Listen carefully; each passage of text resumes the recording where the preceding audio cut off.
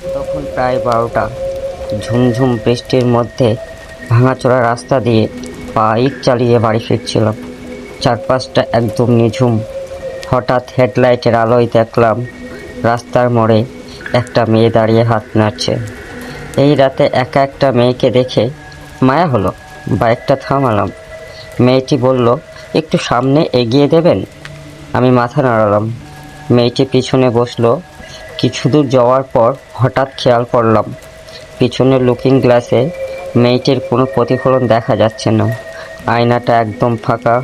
আমার বুকের ভেতরটা ধপ করে উঠল। ভয়ে শরীর কাঁপতে শুরু করলো। আমি কাঁপা কাঁপা গলায় জিজ্ঞাসা করলাম, আচ্ছা, আপনার বাড়ি কত দূর? পিছন থেকে কোনো জবাব এলো না। শুধু একটা বরফ শীতল হাওয়া আর আমার ঘাড়ের উপর দিয়ে বয়ে গেল। সাহস করে বাইকটা থামিয়ে যেই না পিছনে তাকালাম, দেখলাম পিছনে কেউ নেই। পুরো জায়গাটা ফাঁকা।